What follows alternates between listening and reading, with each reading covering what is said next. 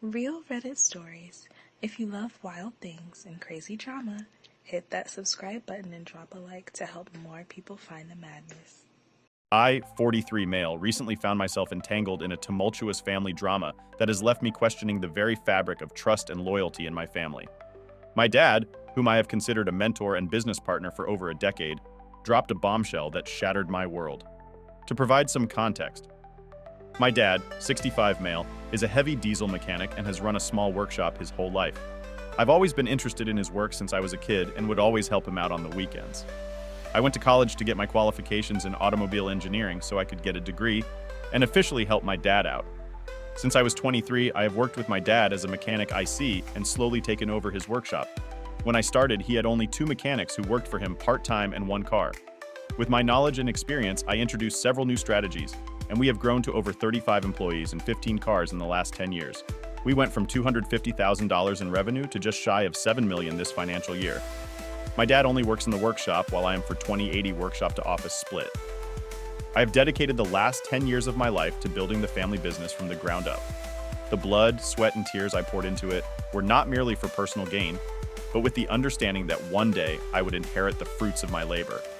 The business became my baby, and I navigated the challenges, weather, the storms, and celebrated the victories with unwavering commitment.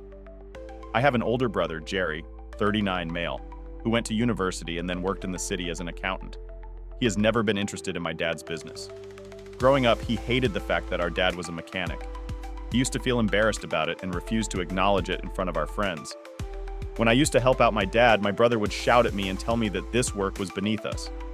Even when I expressed my love for automobiles and ultimately went on to pursue the degree, my brother discouraged me several times, telling me that this degree would get me nowhere and I should find a better career to pursue. Despite his embarrassment, my dad always considered my brother to be his golden child. You see, it wasn't always like this before. My dad used to be equally loving to both of us. But when Jerry was 15 years old, he got pneumonia and was buried in.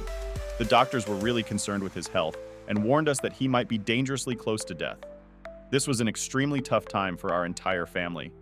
I remember feeling so scared about losing my brother throughout the entire hospital stay. Jerry always wanted our dad above anyone else. He used to ask for our dad all the time. My dad spent countless nights in the hospital, which meant they bonded a lot. Eventually, Jerry recovered, and things went back to normal. Yet my dad continued to favor Jerry over the years.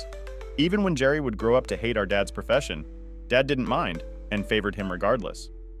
As I got older, I obviously noticed this favoritism and was understandably hurt. That our father always favored Jerry. For example, once my school had an awards ceremony where I was going to be presented an award, I was extremely proud that I won the award and told my parents about it. My mother hugged me while my dad smiled warmly, congratulating me. I told my parents how the school had invited parents to be there for our award ceremony. I knew my mother might not be able to come as she worked long night shifts in the hospital, which meant she was always tired throughout the day. So I looked at my dad curiously, expecting him to say that he would be there. My dad looked at me hesitantly, glancing at my mother, who asked him if he could be there for me during the award ceremony. My dad then cleared his throat and said that he had plans to play basketball with Jerry. My mother looked at him angrily and told him that playing basketball with Jerry wasn't important, and he could take Jerry with him to attend my award ceremony instead. My dad nodded, begrudgingly in agreement. The night before the event, my mother reminded my dad during dinner to make sure he showed up at my awards ceremony. Jerry, who was sitting at the dinner table, asked my dad if he was canceling on him for that basketball practice.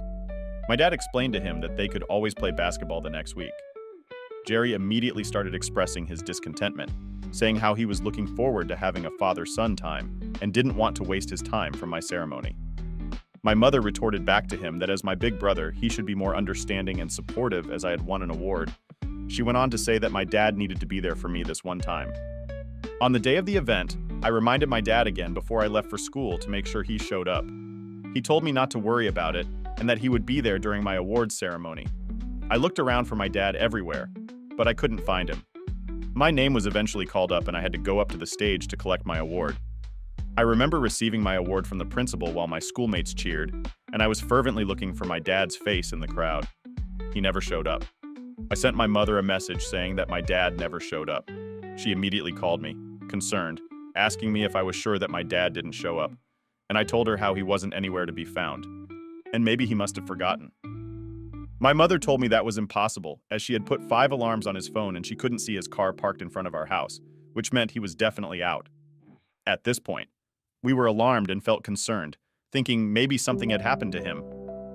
When I reached home after school, I opened the door to see my mom and dad having a huge argument. They were shouting at each other at the top of their voices. The air was thick with tension, and the heated exchange between my parents echoed through the hallway. My mother, her face contorted with anger, stood near the entrance while my dad, looking both guilty and defensive, was attempting to justify his actions. Feeling a mixture of confusion and concern, I cautiously stepped into our living room. I asked my dad curiously if he was okay, my worry palpable. As I mentioned that he never showed up at my school for the award ceremony, the room fell silent for the moment while my dad tried to avoid eye contact and mumbled an apology. Something about losing track of time and unforeseen circumstances. I could sense that his explanation wasn't adding up, but before I could press further, my mother unleashed a torrent of frustration and disappointment. "Why did you show up, John?" she demanded, her voice sharp and accusatory. "Tell me the truth. Our son won an award, and you promised him you would be there. What could be more important than that?" Dad shifted uncomfortably, clearly aware that he was in the hot seat before he could respond. Jerry entered the room with an air of nonchalance, eating an ice cream. My mother turned her ire towards Jerry, her eyes narrowing in disbelief and anger. "And what's your role in all of this, Jerry? Where were you and your dad? And why didn't you support your brother in his big day?" Jerry, with a shrug that exuded indifference, muttered something about how he had suddenly craved ice cream and had asked our dad to drive him to the ice cream shop first. Later, when they drove to my school, they were informed that they had missed the awards ceremony, so they drove back home. My mother's face turned from anger to incredulity as she processed this absurd excuse. "You skipped your brother's awards ceremony for ice cream," she exclaimed, her voice rising incredulously. "You and your father missed his big moment because you wanted ice cream." Amidst the escalating tension, my dad, instead of apologizing and admitting his mistake, tried to defend Jerry and justify his actions, stammering out an explanation that only added fuel to the fire. "Look, it's not a big deal," he began, attempting to downplay the significance of my award ceremony. "It's just an awkward ceremony, and there will be more in the future. Jerry wanted an ice cream, and I thought we could just grab a quick one. I didn't think it was such a big deal." His words hit me like a punch to the gut. I couldn't believe what I was hearing. My own father, the person I had expected to be there to share in my joy, was diminishing the significance of my achievement. The dismissive tone and the casual brushing aside of a moment I had been looking forward to left me speechless as his words hung in the air. My initial shock turned into a potent mix of frustration and sadness. A lump formed in my throat and I felt the sting of unshared tears. My achievement, the recognition for my hard work and dedication, was being swept aside as inconsequential. But that moment, I realized that it wasn't just about missing the ceremony. It was about the lack of understanding, the absence of support, and the crushing feeling that my accomplishments were not valued by those I held closest. I looked at my dad, the one who was supposed to be a source of encouragement, with a mix of disbelief and betrayal, my eyes mirroring the profound disappointment I felt in my heart. My mother continued to express her disappointment, scolding them both for prioritizing an impromptu ice cream craving over a significant milestone in my life. As their argument raged on, I continued to feel a sense of betrayal and hurt, feeling a heavy weight on my chest and a lump in my throat. I mustered a weak smile and told my dad, "It's okay, Dad, don't worry about it." The words tasted better on my tongue, forced out to mask the deeper emotions swirling within me. I didn't want to escalate the argument or add more strain to the already tense atmosphere. As I retreated to my room, the facade I had maintained for my dad crumbled. The door closed behind me, shutting out the outside world, and I allowed the floodgates to open. The tears held back in front of my parents streamed down my face. The weight of the disappointment, the hurt, the profound sense of being let down overwhelmed me. My mom, seeing me upset, came into my room to comfort me. She sat beside me, putting her arm around my shoulder. She didn't say much, just let me cry and vent my feelings. Her presence was reassuring, and I felt a bit better knowing she was there for me. After a while, she spoke gently. "I know it hurts, sweetheart. Your dad messed up, and I'm sorry you had to go through this. Sometimes people make mistakes, but it doesn't take away from your achievement. You work hard for that award, and nothing can change that." Her words were like a warm hug for my soul, and I began to feel a little lighter. She stayed with me until I calmed down, assuring me that despite the disappointment, I was still valued, that I loved. There are so many instances where my dad has shown clear favoritism towards my brother over me. My mother has had several conversations with him regarding this. My dad always listens and makes an effort to be more involved with me, but it never lasts long. And he ultimately goes back to being super dad to Jerry. It's like a pattern that I've noticed throughout my life. Despite these moments of partiality, I have always tried hard to win my dad's approval. I have a genuine interest in his work, and in particular developed a deep love for cars, partly because it seemed like something he valued, even though it often felt like a one-sided effort. I kept hoping that my efforts would eventually make a difference and earn me the recognition and approval I crave from my dad. Last year, my dad filed for divorce with my mother, citing irreconcilable differences, marking the beginning of a challenging chapter in our family's life. I knew for a few years that the arguments between my mother and my dad had become worse and worse, but I'd never imagined that they would be divorcing. It was a difficult time for us as a family. My dad has since gone on to date several young women. 5 months ago, my dad called me and my brother for an important dinner. We sat down at the dinner table, and my brother Jerry and I, as our dad, prepared to drop some unexpected news on us. The atmosphere in the room was tense, and I couldn't help but feel a knot in my stomach. Anticipating what was coming next with a serious expression, my dad finally spoke. "I have something important to share with you both. Gina and I got married." He looked at us as if expecting us to be overjoyed, or at least accepting of his decision. Jerry and I exchanged stunned glances. Gina, his latest girlfriend, was only 30 years old, just a few years younger than me. The shock on our faces must have been evident. But my dad continued, seemingly oblivious to our surprise.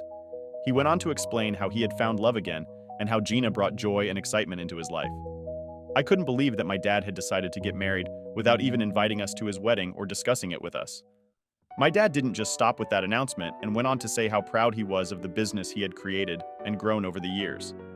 He said how he's been thinking lately about the succession plan of his business. I waited with bated breath for him to share his plans.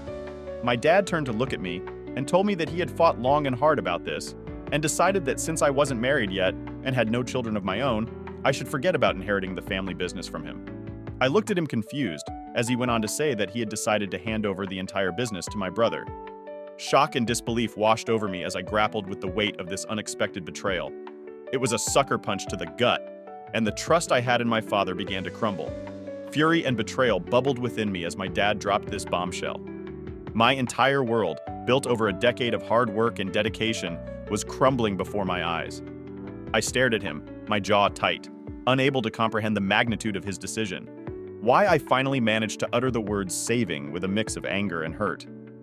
"I dedicated my life to this business. I built it with you. How can you just hand it over to Jerry?" Dad, seemingly unfazed by the storm he had unleashed, explained his reasoning. "Jerry has a family, a wife, and kids. He needs the financial stability, and I believe he can take the business to new heights." His words hung in the air, and I felt the weight of his favoritism crashing down on me once again. I struggled to keep my composure, my hands clenched into fists that this isn't fair. I've given everything to this business. I've worked alongside you and dedicated my time and energy. And now you're just going to cast me aside because Jerry has a family. What about my future? My dreams? His response was callous. "You can continue to remain in your position and work under Jerry, but the business goes to your brother. That's my final decision." Anger surged through me, but I beat back my retort. I turned to Jerry, hoping for some support, a shred of empathy. Instead, he remained silent, avoiding my gaze. The disappointment I felt extended beyond my father. It now encompassed my brother, who chose not to stand by me. At that moment, I felt the weight of a lifetime of favoritism crashing down on me. It wasn't just about the business. It was a culmination of years of feeling second best. The sacrifice I made, the dedication I showed, all dismissed with a casual wave, resigned. I muttered a defeated "Fine, Dad, if that's what you want." I turned away, the bitter taste of betrayal lingering in the air. I decided to walk out of his house without fighting with him any further. I couldn't shake the feeling of abandonment, the realization that my dad continued to favor his golden child despite how hard I had worked over him. Later, in the solitude of my home, the weight of the injustice pressed down on me. The business I considered, my legacy, my life's work was slipping through my fingers. Anguish welled up, and the room blurred as tears blurred my vision. I had never felt so alone, so discarded. I decided to call up my mom, hoping that she would understand what I was going through. I told her everything that happened, how my dad favored my brother, how he took away the business from me, and how lost I felt. She was surprised and upset as I shared the details. "I never thought he'd do something like this. my mother said quietly, sounding sad to treat your brother so much better and give him the business completely instead of dividing the business equally between the both of you is completely unfair. Her words matched exactly how I felt, as I didn't mind sharing the business with my brother, but my dad had unfairly given it to him completely. Despite how hard I had worked over the years, as we kept talking, my mom's voice went from surprised to determined. She told me firmly to try not to see this as the end, but as a chance for something new. You've done amazing things, and you don't need his approval. Why don't you start your own business? You know, a lot of clients would rather work with you than your brother, she said through her words. A flicker of determination ignited within me. If my dad fought, he could strip away everything I had worked for. He was mistaken. The pain of betrayal fueled a silent vow. I would forge my own path and build something new from the ashes of what was taken from me. In the last 10 years, I have saved more than enough money for me to start my own business.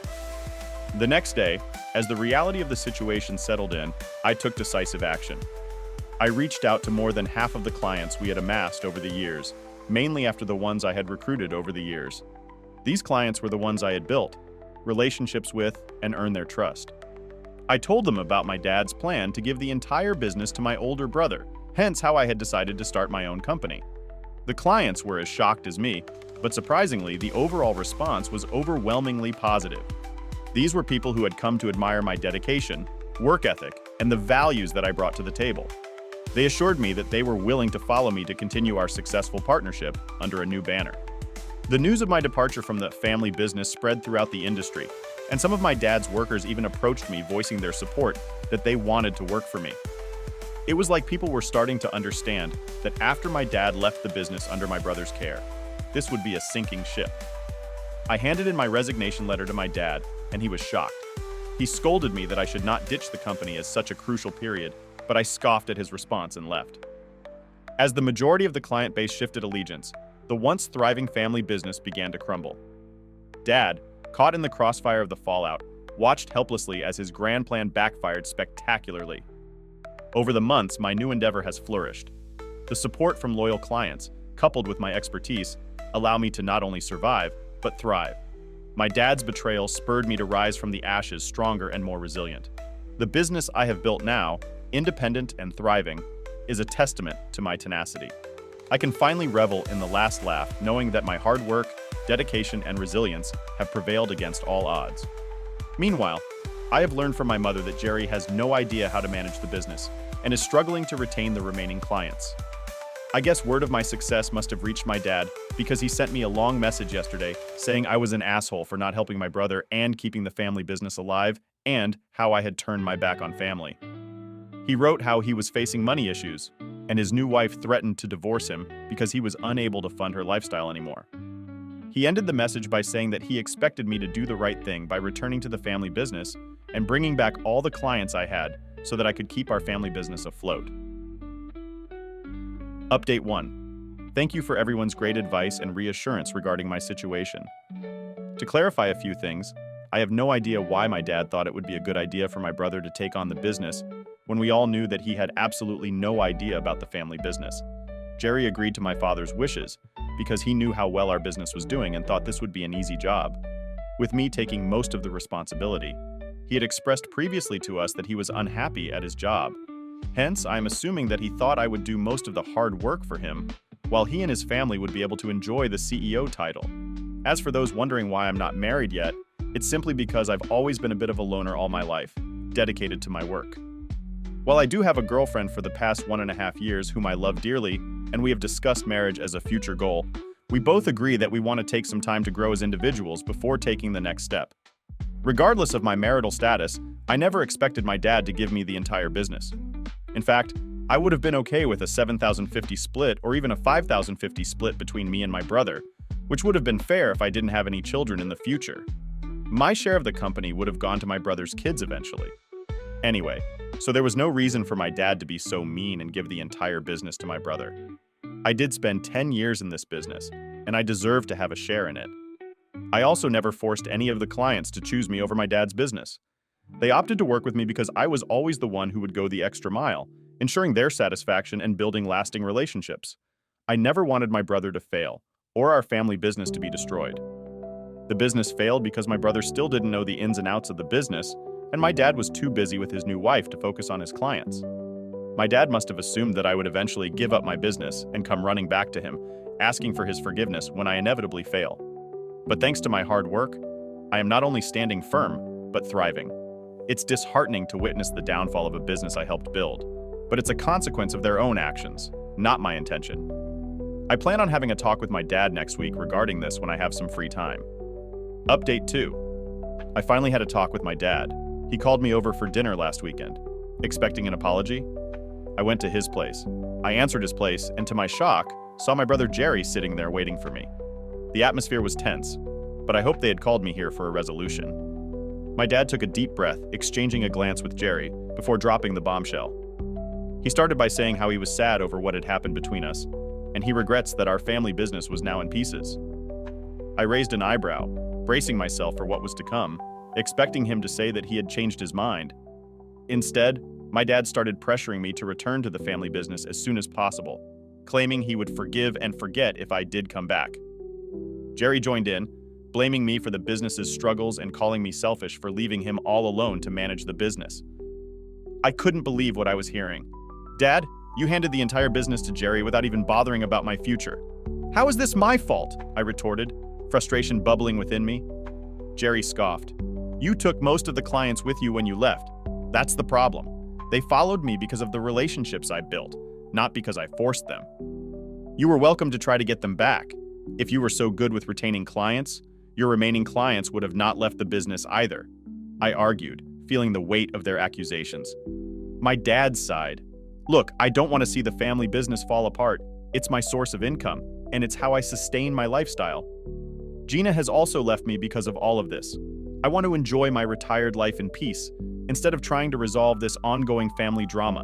So stop being so selfish and just come back and work for your brother. The room felt smaller, the air heavier. I realized this wasn't the apology or resolution I expected. It was an attempt to force me back into a situation I worked hard to escape. Stunned and hurt, I stood up and looked at my dad angrily. I'm done with this conversation. I will gladly watch your business go down the drain, I declared, walking away from the toxic conversation. Ever since this conversation, I have been bombarded with texts and calls from both Jerry and Dad. They've been calling me names and blaming me for everything. It's emotionally traumatizing to see how my own family wants to take advantage of my hard work, and I have blocked them for now. Update 3. Hey there. It's been a whole 6 months since I last gave you an update on what's going on in my life, and I've got some pretty exciting news to share. First off, my business is not just surviving, it's actually thriving. It's been a wild ride, but seeing my efforts pay off has been incredibly rewarding. Plus, there's something even more exciting on the horizon. I'm planning to propose to my girlfriend soon. She's absolutely amazing, and I just know she's the one for me. I can hardly wait to pop the question and hopefully start our journey towards a happy and fulfilling marriage together. On a more challenging note, things haven't been going so well for my dad. My brother, unfortunately, managed to run Dad's business into the ground. What was once a thriving company had to be sold to another business because it was just not sustainable anymore. The whole situation was pretty tough on my dad, especially because he didn't really come out of it with much to show for all his years of hard work. To make matters worse, during his divorce, his new wife ended up claiming a big chunk of what little he had left from the sale. It was a real mess, and it's been tough to watch him go through all that.